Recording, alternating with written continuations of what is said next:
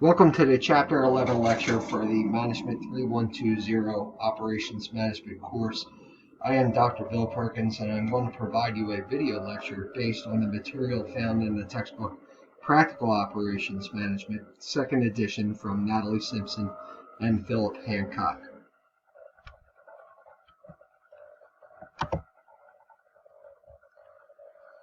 Our objectives for this chapter involves building a knowledge base on choosing aggregate strategies. We're going to develop an understanding of how to read a bill of materials and know the importance of making material requirement plans. So we're going to get started. An operation exists to provide value. Now, if the amount of value required from that operation never varied, it would not be difficult to determine how to best produce it. However, it is difficult to identify a realistic example of any such operation that serves only perfectly constant demand for its valuable output. So consumers, customers, clients, and constituents all can be expected to vary in what they require and when.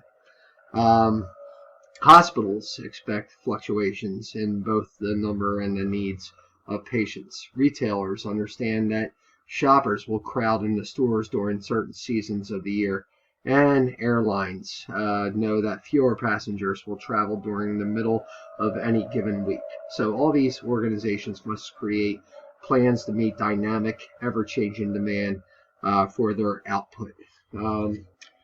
Now, once future levels of demand on the operation or system were forecasted, aggregate planning identifies the best overall operating levels to support that fluctuating forecast. Now, material requirements planning, which is referred to throughout the text, is MRP, then determines how to coordinate internal production to best support the aggregate plan. Now, figure 11.1 on this slide summarizes the relationship of aggregate planning and MRP to the overall success of the planning process. Now, because aggregate planning must be completed before MRP can begin, we begin this lesson with aggregate planning. So remember, material requirements planning throughout this chapter especially will be referred to as MRP.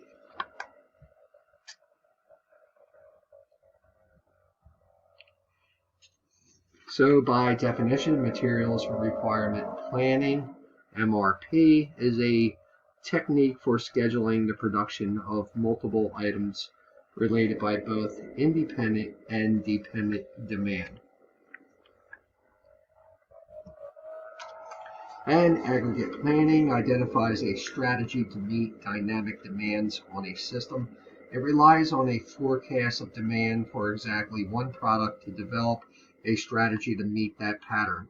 But just as it is difficult to find an operation serving unchanging demand for its product, it is also difficult to identify an operation that produces only one product. Even mass manufacturers focused on creating high volumes of standardized goods usually produce a small variety of finished products. For example, a typical beverage bottling plant processes several different beverages, often sold under multiple brand names. As another example, the manager of a large retail store concerned about demand on that operation is actually concerned about demand for thousands of different items available for sale within that facility. Now, each representing a distinct service to its customers. Now, aggregate planning can be conducted in either case, but only aggregation of all items involved. We're going to talk about aggregation. Now, aggregation is a process in which a variety of products or services are logically simplified into one measure of production activity for the purposes of planning. Now, here are some typical examples. First, you have a beverage bottling plant we just referenced. produces different bottles bearing several brand labels, but these products can be aggregated together as bottles of production, regardless of beverage type or brand label. And the retail store manager we spoke about earlier would likely express overall demand for the store's variety of merchandise by projecting dollars of scale across future time periods, grouping together the different items sold by combining their retail values. And then you have hospitals, which provide individualized services to each of their patients, can aggregate these services into overall patient days of care, aligning many different types of patients with many different requirements. So each organization must identify the measure that best aggregates the variety of valuable products it creates, and once this measure is recognized and the future demands on the system are expressed in terms of this measure, the organization can then proceed to select an approach to best meet those changing demands. And a chase demand strategy requires the productive capacity of an organization to vary, reflecting its forecast demand pattern. So if a low demand period is forecast at some point in the future, the organization plans for lower levels of operation, whereas a peak in demand in the future requires arrangements for intensive production at that same point in the future. So in either case, this variation in the pace of operation can be accomplished through one or more medium-term capacity options like these. I'm going to give you some examples.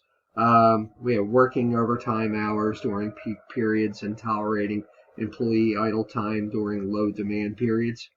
Next, we have hiring part-time or temporary employees during peak periods. The next one, we have expanding the size of the full-time workforce through hiring and or conducting layoffs to reduce the size of the full-time workforce. Next, we have renting additional machinery or facility space during peak periods.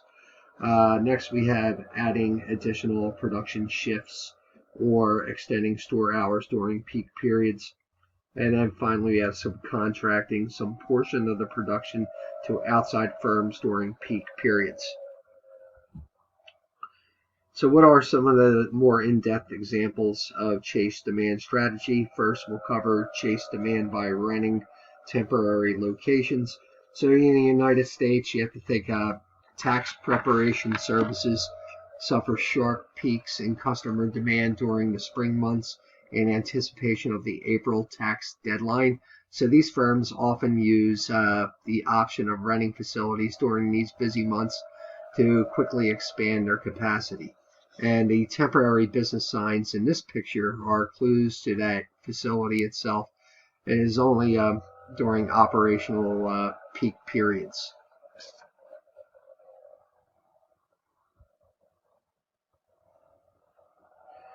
Next, to subcontract organizations engage in third party in the provision of value to the customer.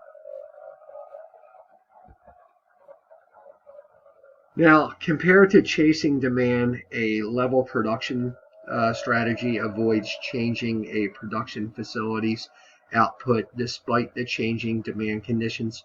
So a level of production strategy is an aggregate planning approach that relies on fixed capacity despite changing demand. So how do we engage in a level production strategy? One method is stockpiling, which we have learned from previous chapters, and it involves producing or securing goods in advance of demand. Then increase inventory and potential shortages aside, the steady pace of level production provides a powerful advantage over chasing demand because it usually allows higher utilization of production system throughout the planning horizon, yielding greater efficiency in the use of resources. So this ongoing matching of production to fluctuating demand often requires a service organization to maintain a capacity cushion that stands largely idle outside of distinctly busy periods, such as lunchtime rush at a restaurant and the lull in activity that generally follows before dinner. The third approach to the problem of meeting changing demand is not related to production. Rather, a level demand strategy is an attempt to fix the aggregate planning problem at its source, the fluctuating demand for the product, which is the fluctuating demand for the product. So leveling demand refers to any attempt to influence or manipulate demand to create a flatter pattern, one that is presumably more convenient to the operation of the system. Now, efforts to level demand may use one of the following approaches. First, to identify counter-seasonal product and add it to the production mix. And second is to level demand through pricing. And finally, you have their third, which is using promotion to influence demand. We're going to talk about a couple of them here. Now, leveling the demand for roadways with pricing. So toll roads do not always represent attempts to level demand, but some toll road systems are designed to do exactly that. Now, pictured here is part of the electronic road pricing system in the city of Singapore, which automatically charges a toll to each vehicle driving under its gantry and it charges the amount of the toll according to a schedule that is intended to flatten demand for the road by pricing it more heavily during its usual peak hours. Now, level demands through pricing. This use of pricing may appear to the customer as increased fees to obtain the product during a peak period or off-season discounts on products selected during non-peak periods. Airline ticket pricing provides rich examples of attempts to influence customers to avoid peak periods and thus flatten the overall demand patterns.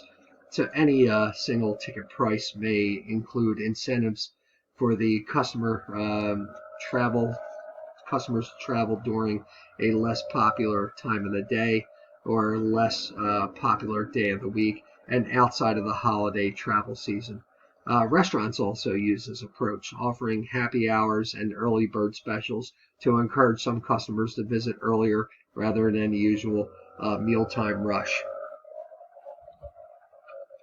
And identify a counter-seasonal product and add it to the production mix. A counter-seasonal product possesses a customer demand pattern that moves in the opposite direction from the original product and can create with most of the same resources as the original product. So as an example, universities often host sports camps and high school band camps during the summer semesters. And these products earn revenue from the use of the campus facilities at a time when demand on these facilities from university education is much lower. Inventory levels in any given period can be expressed in three different ways: beginning inventory, ending inventory, and average inventory. So your beginning inventory is the level inventory as measured at the beginning of a particular time period. This level is assumed to be the ending inventory of the previous time period.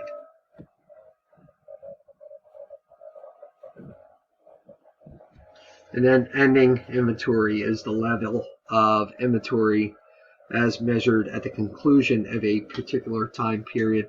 This level is assumed to be the beginning inventory of the next time period.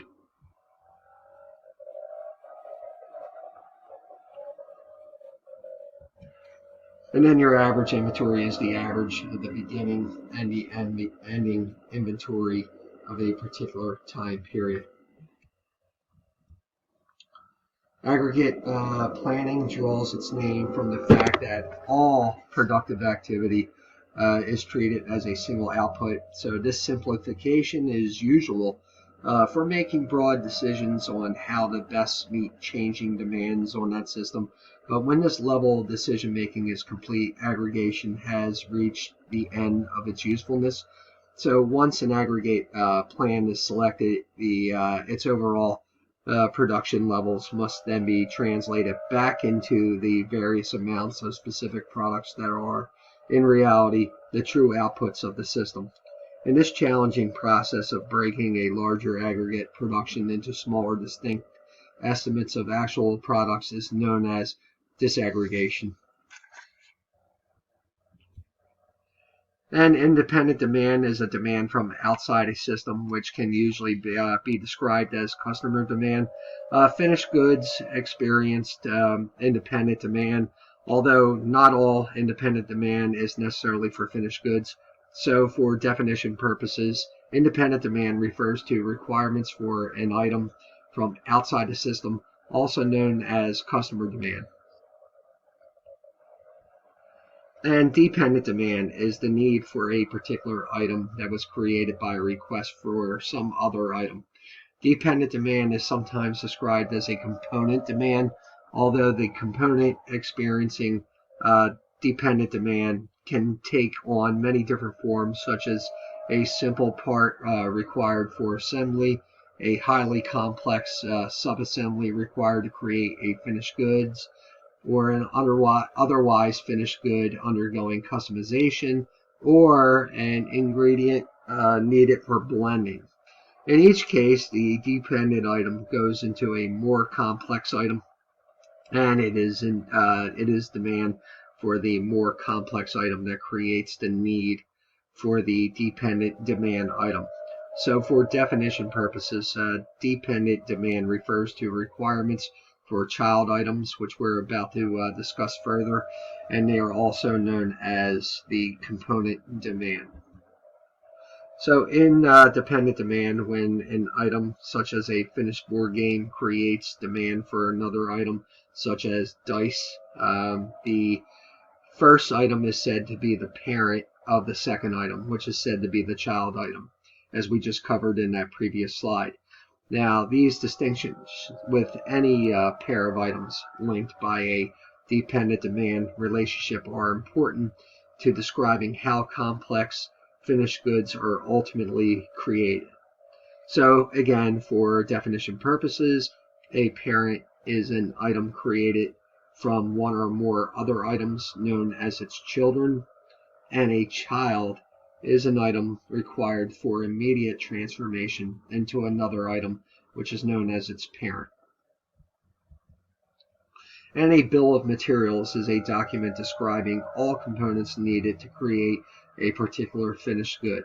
And this information file is a necessary input to the MRP because the bill of materials outlines all dependent demand that might result from any independent demand for an item.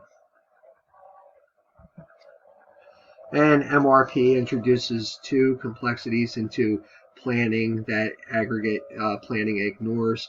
The first is the familiar issue of dependent demand.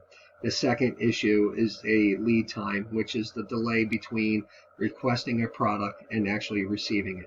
So specifically, MRP recognizes that each item in a bill of materials may have a lead time associated with it, creating a gap in time between when the item is ordered and when it is actually available for use.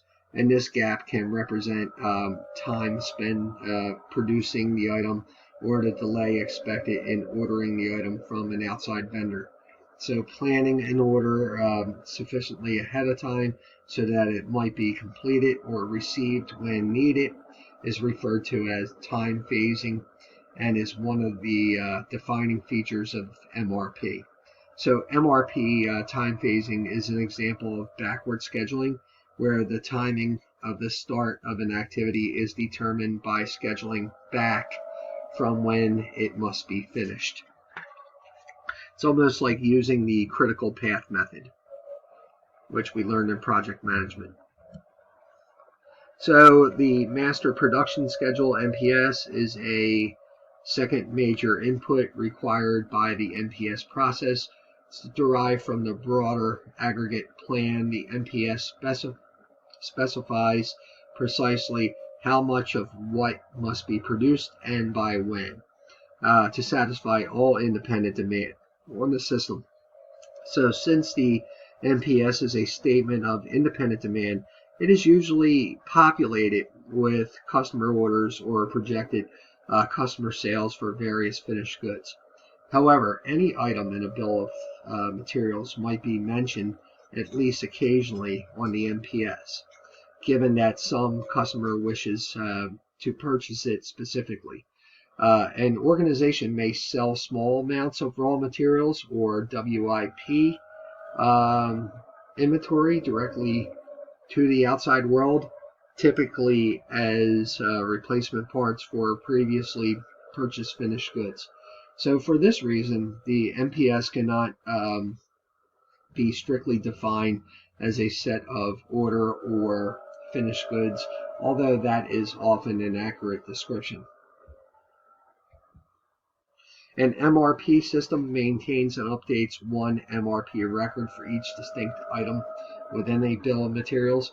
Now, within the MRP, usually located in the uppermost line of the planning table, displays the gross requirements. Now, the gross requirements are the combined overall demand for an item. And planned order receipts refers to a schedule of the arrival of a particular item within a planning horizon to supply its gross requirements over that same interval. And planned order releases refer to a schedule of the ordering of a particular item within a planning horizon to supply its gross requirements over that same time interval. Now, any technique has its advantages and disadvantages, and MRP is no exception. The principal advantage of MRP system is its versatility. So MRP, and you will need to know that, remember that MRP, the principal advantage of an MRP system is its versatility. MRP was developed primarily for manufacturing, but the technique can be adapted to scheduling most any dependent demand environment, provided that the assumption of fixed lead times is a reasonable fit to the situation. Now, MRP's interface with an aggregate plan, its link with customers' requests through the MRP, and its links with procurement plan order releases all invite greater integration of production with other functional areas such as sales, purchasing, and human resources. MRP modules often serve as production planning engines embedded in broader enterprise resource planning systems, creating bridges between these functional areas. Now here, MRP can be informed by data passed through the ERP system, seamlessly generating detailed plans for distribution back to the same system. So that ERP is your enterprise resource planning, and we're going to cover that now. It's a strategic information system that integrates all functional areas of an organization.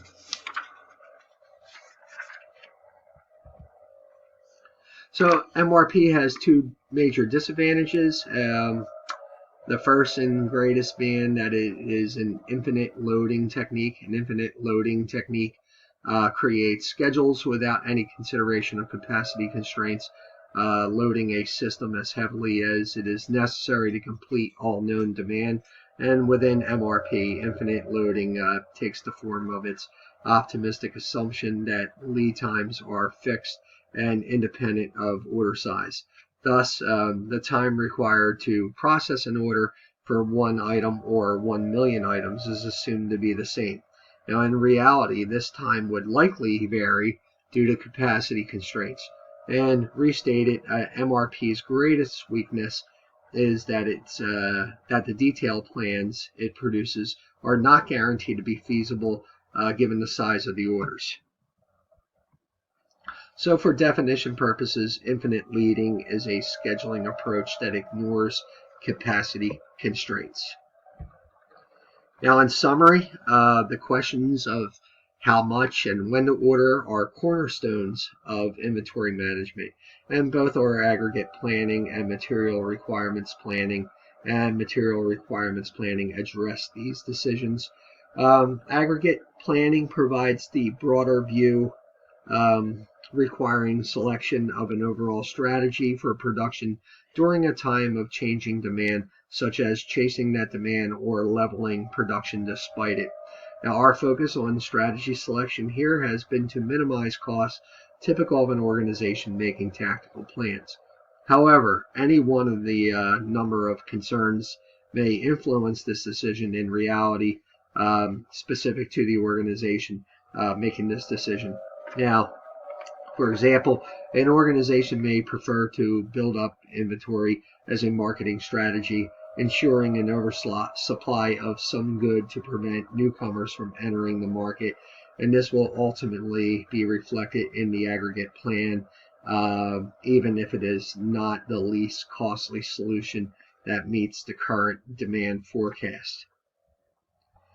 And continuing with our summary, material requirements planning follows from aggregate planning, creating detailed schedules of ordering for many items that can be involved in the production of a single finished product.